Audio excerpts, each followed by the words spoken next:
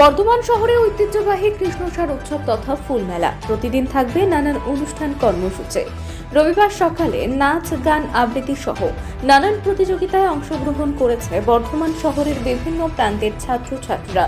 প্রথম অঙ্কন প্রতিযোগিতার মধ্যে দিয়ে শুরু হয়েছিল এই কৃষ্ণসার উৎসব মেলা।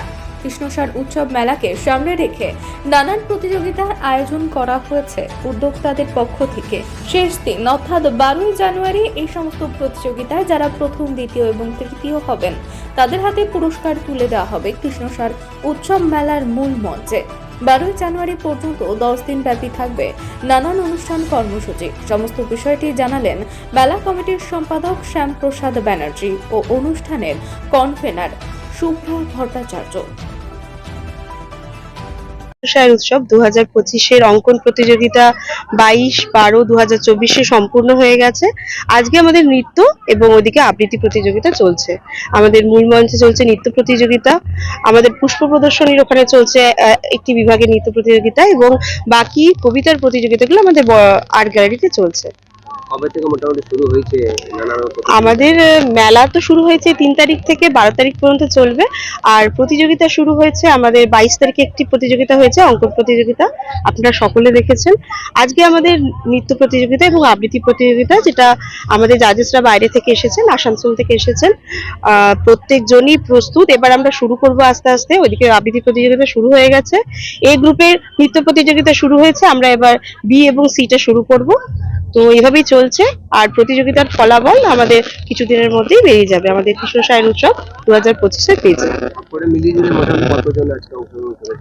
আমাদের এক একটা সেশনই তো 83, 84, 51 এরকম করে আছে। তার মধ্যে আবার আবৃত্তিতে আছে আরো কিছু। এইভাবেই প্রত্যেকে সাড়া পেয়েছি, প্রত্যেকে ভালোবাসা পেয়েছি। কৃষ্ণসার উৎসব এইভাবেই আমাদের রমরমিয়ে চলছে। আমার নাম শুভ্রা ভট্টাচার্য।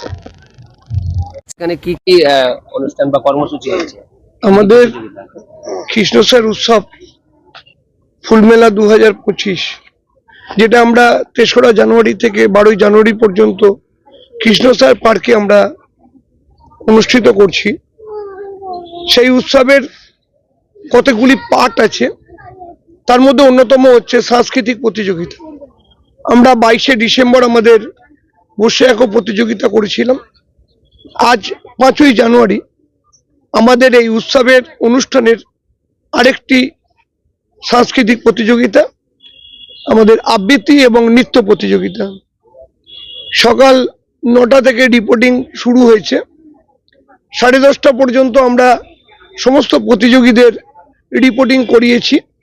ইতিমধ্যে আমাদের আবৃত্তি প্রতিযোগিতা শুরু হয়ে গেছে এবং আমাদের নৃত্য প্রতিযোগিতাও আর কিছুক্ষণের মধ্যে শুরু হবে।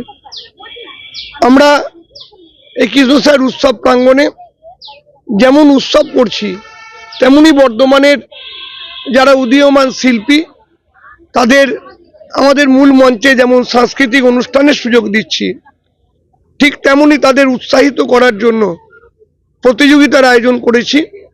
আমাদের লক্ষ্য একটাই, বর্ধমান শহরের সমস্ত সংস্কৃতি প্রেমী যারা মানুষ আছে, যারা শিশু আছে, প্রত্যেককেই আরো এগিয়ে নিয়ে যেতে সহযোগিতা করা, সেটাই আমরা এই উৎসবের মধ্যে দিয়ে করছি।